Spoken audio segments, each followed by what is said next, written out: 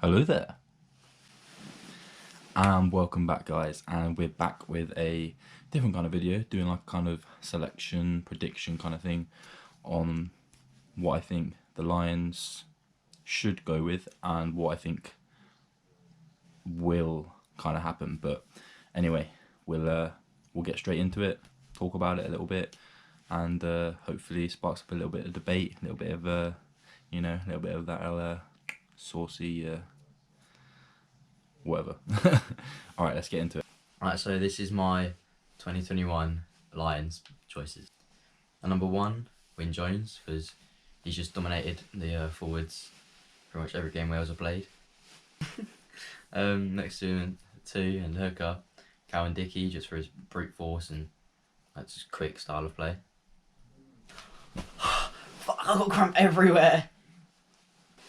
Okay, little technical issue. At 3, just for his ability to line out and crash balls, open play making, and just dominance through tackles, and yeah, got Maro Itoje. And what, number 3? 3 was, have I not done 3? No.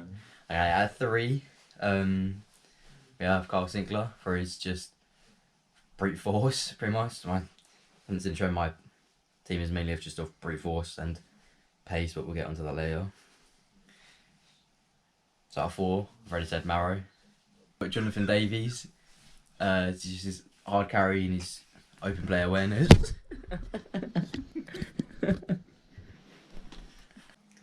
At 6, we have one of the most dominant players in Premiership and World Rugby right now, Dom Curry. Then for a bit of Scottish flair, we've had it in Hamish Watson at 7. And he's not been officially capped, I don't think, yet.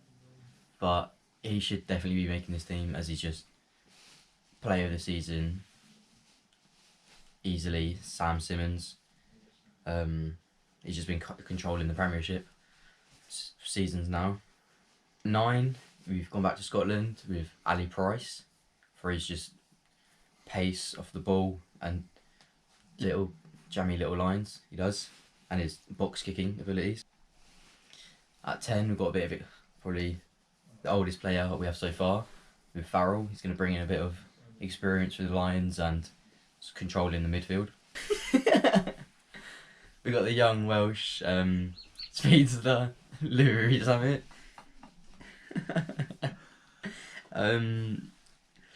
At 12, we got Harris. At 13, we got Jonathan Davies. It's just his hard carry and his open play awareness.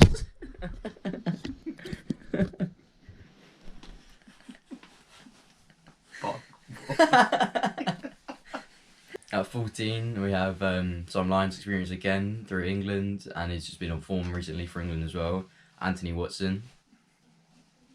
And at 15, I'm going to bring in Stuart Hogg for just some little chip and chases and some deep kicks downfield. Now for some potentials, which obviously it's going to be biased because I'm English. I've got 2 players here with, I think, a bit more experience that they're not really getting through Eddie at the moment. Would be Max Malins for his just different gravy at the moment, and Ollie Lawrence as well for his at 12. Cool.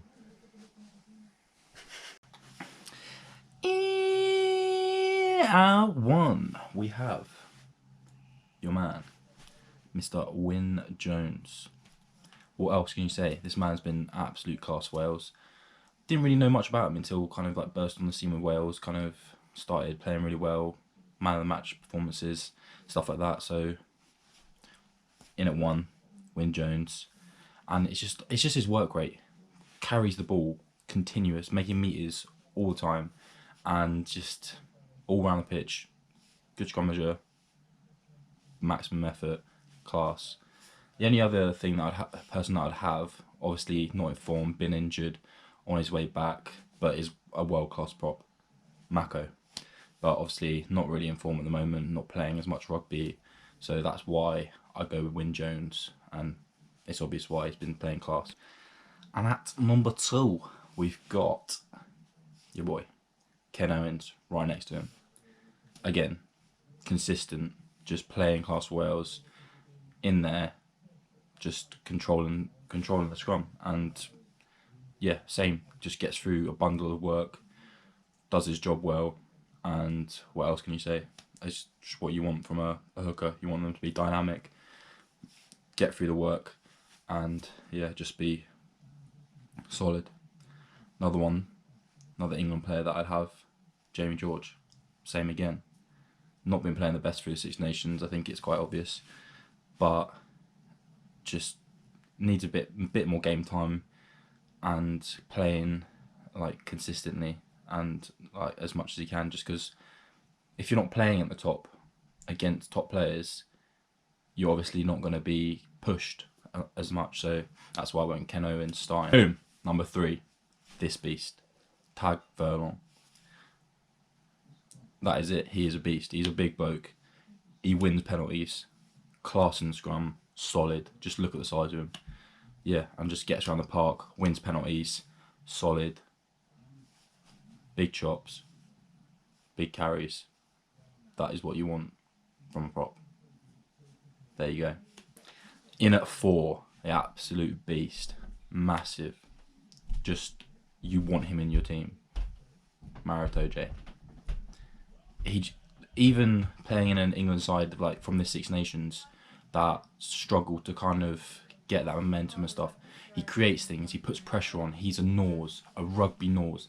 He just peppers the nines. He puts so much pressure on players, and it's just what you want. You want your second row to be an absolute beast, dominate tackles, dominate collisions, and just be a nose.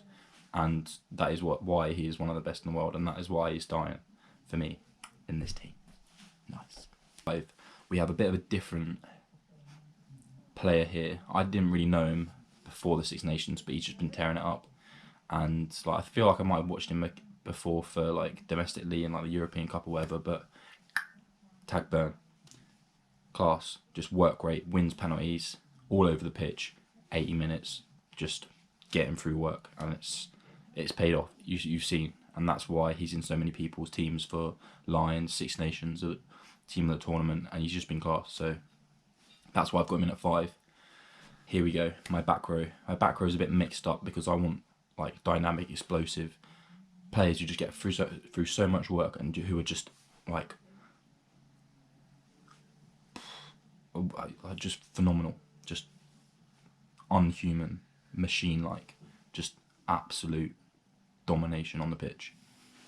So I've got at 6, Tom Curry. Like I said, just gets through a mountain of work, dominates collisions, massive tackles, decent carrier, good with his hands. What else do you want from a back row player? You don't want them just to be everywhere, getting through work. Yeah, absolute class. At 7, this man, been tearing it up for Scotland. Just all over the place, just a proper like rugged, getting stuck in, big tackles, like proper aggressive, proper energetic, dynamic in the contact area. Hamish Watson. You just seen what he's done for Scotland. He's kind of given them that dynamic edge, that like go forward, that little bit of like grit that you want from a back row player. So that's why he would be at 7 for me.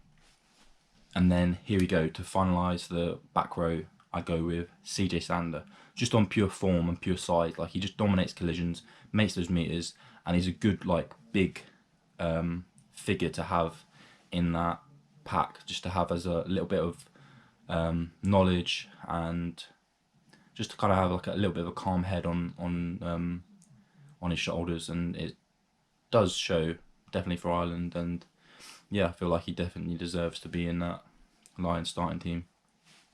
There's a little bit of controversy with like who, like my back row. Like there's so many players that are up and coming who should be given more of a shot. Like Ben Earl, like he can play all through the back row. There's so many more that I could mention, but somebody for me that is just constantly being missed out is Sam Simmonds. Why is he not playing for England? I have no idea. But how can you just drop him and not think about him with his domestic form, his European form, everything that he's doing for his club. He's European Player of the Year, and he's one of the top try scorers in the Prem, scoring more tries than wingers. And it's clear to see why. Like, he gets around the park, he's quick, he's big, he's dynamic, and he just makes the difference. And like, how can you just leave that out? So I wouldn't be surprised if like Warren Gatland is just like, he's class. Why is Eddie not picking him? Maybe I will, and I don't blame you. So he'd definitely be in there for me. And at 9, we've got a solid player, class, quite bigger than usual 9, but he does the job and he's just solid all round the park. Conor Murray. He does a solid job for Ireland. He's been on a Lions tour. He's got the experience. What else can you ask for? What I would do, what I would think about is, I want our up and coming 9s, our young 9s, so much talent in the Prem amongst the other leagues. We need to start giving them more of a shot because they're class, and once we kind of give them that responsibility and they start getting comfortable with the international stage and performing like they do for their clubs, then they're definitely in contention for maybe not this Lions, but potential further than Lions, and even starting like getting that kind of international stage and dominating it. It's like the likes of like Harry Randall, Andy Uren for both for Bristol, but playing class. And then we've got 9s playing all over the shop. We've got like Jack Maunder for Exeter, class. You got class 9s all over the place, and like people like Ben Spencer just don't get a look in, and it is what it is, to be honest. Like I'm not too like clocked on with like Scottish rugby and Welsh rugby and Irish rugby with their 9s, but obviously there was the 9 debutant for Ireland class. But yeah, Bosch in at 10. I just think he's the informed 10, great option, and he adds a little bit of spice to the attack, and it's got to be Finn Russell for me. Just he has that little bit of zing, a little bit of something special, you know, and he's got to be in the starting 10 spot for me. Decent boot, and he just creates things from nowhere, and I just want that at the 10. I think that's a perfect part for him to play in the Lions test. And obviously we have so many other 10s that can play coming through the ranks. Again, obviously English, so I'm going to think about English players. But yeah, you've got the likes of Buddy, Joe Simmons. Again, played a pivotal role in winning the Prem and the European Champions Cup. So why are these players not given a shout? They're up and coming players who are the informed players for England. So hey, I'm not the head coach, so maybe he has his reasons, but these are the kind of players that I would go for. They've got something different. They've obviously doing something right because they're winning, and you want that. You want to take that onto the international stage. You want to give them the shot, see if they're worth it. Anyway, in at 11, easy. He is quick. He's got wheels. He's got burners. Louis Samet. He's young, but so is George North. Get him on the ball, and he will just burn people. He will gas them. You saw what he done against Johnny May, and Johnny May ain't a slouch. So that's why he starts for me. Scoring tries for fun, and got absolute wheels. In at 12, an absolute beast. We've got Robbie Henshaw. What else can I say about Robbie Henshaw? He's just class. Can do everything. Dominant tackle, reads the game well, can play both 12, 13, and he's just, yeah, he does it all well. He defensively class, picks lines, can put people through them, can go through these holes, and dominates collisions. That is why he starts for 12. He is just one of the solid players that just has to start in the Lions team. And at 13, we've got a dilemma. There's so many class 13s at the moment, I think, especially for the home nations. Scotland, I think, are definitely growing, and that is why I've got Chris Harris and Hugh Jones, both class players. Chris Harris, you saw in the France game that he was just absolutely unreal, all over the place, defensively, just chasing back, dying to get that tackle, and it's just yeah, it's an easy decision just to go Chris Harris. But obviously Hugh Jones, you saw what he's done, just come back from injury, he's just been class as well. Just manages to pick lines and go through holes from nowhere. You just see it, and he's got that acceleration to burn and beat players. So it's another easy decision. And there's another one that I just want to like go as well. Henry Slade, class, and he's got that versatility. He's got that little bit of like edge, like he can slide through gaps, put people through. Got that silky offload, and he's got a big boot as well. So he gives us options as well. And then you've got others. You got Manu Tuilagi. If he's not injured, he's definitely in for a shout because he's just another big bloke. He's got that acceleration. He's quick as well. He's powerful.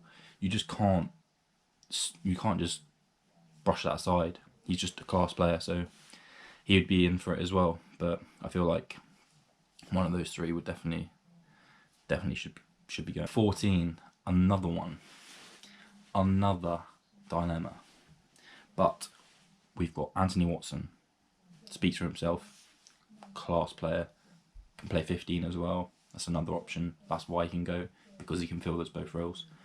But yeah, just feet, acceleration, and he's got that like little bit of nippy acceleration, agility, and he just knows how to score tries. But somebody who's been tearing it up as he's come onto the international stage is Van der Merwe. He's a big bloke, he's quick, and he's been scoring tries for fun. What else can you say about him? He's just class, an absolute beast. So yeah, either of those two. But I feel Anthony Watson, just through his versatility, would probably get it for me. But there's so many other wingers that can just creep into that team that can do the same job. But for me, those two are kind of my pick. And at 15, fullback. There's no. What can I say? There's no other option but to give Mr. Stuart Hogg the starting spot, because that man is rapid, good on the high ball, got a great game awareness, and he's just class fullback, one of the best in the world at the moment for sure, and that's why he's starting for me. And I would also give him the captaincy now that he's a lot more experienced, playing high level domestically, doing bits for Exeter, doing bits for Scotland, class. And you can see from him captaining it and how Scotland are going forward, they're playing unreal. They're getting these big wins now. They're gelling, and that's all because he's at the helm. He's captaining them. He's giving that a little bit of edge. He's giving them that motivation, that confidence. So that's why it's going to be starting for me. But then, again, so we'll finish off with a little bit of like injuries and stuff like that. So we've got like Harry Randall. If he gets given more time, he's potentially in for a look in. If he's maybe not Lions, but definitely like internationally class player. You see what it does for Bristol. You've got other 10s like Farrell, not been on form, so that's why I've gone with Finn Russell. Sexton, just all round class. I feel like Dan Biggar is definitely up there as well, just because what he's done for Wales. Wales been playing class, you have to admit it. You can't. Faletau, I'm not a big fan of Faletau, but you can't say no, because he's been playing really well, and he's another dynamic one, just not for me. Let's think. Who else? What else? Yeah, like front row, you've got those dynamic. You've got like Keane Healy, obvious choice. Ellis Genge, little bit of feistiness. Sinclair, again, great. Yeah, the list's endless, but yeah, those ones that I named when I was going through it, they've got to be in there for me. Just real attacking, dynamic, powerful, quick, and that's a youth. Like if you look over who I've picked, it's quite a youthful team as well. I feel like that definitely does play a role. But you have those players who are still quite relatively young, but they've been playing international rugby for a good amount of time. I feel like that does play a pivotal role in how the Lions will play. So that is my prediction, but who I would pick or want starting for my Lions, starting 15 to travel to South Africa. But yeah, yeah, same old stuff. Like, comment, share, and kind of get the ball rolling. Tell me what you think. If you make any changes, get a debate going, spark a little heat. You know, add a little bit of spice, and yeah, we'll see you in the next video. Ciao.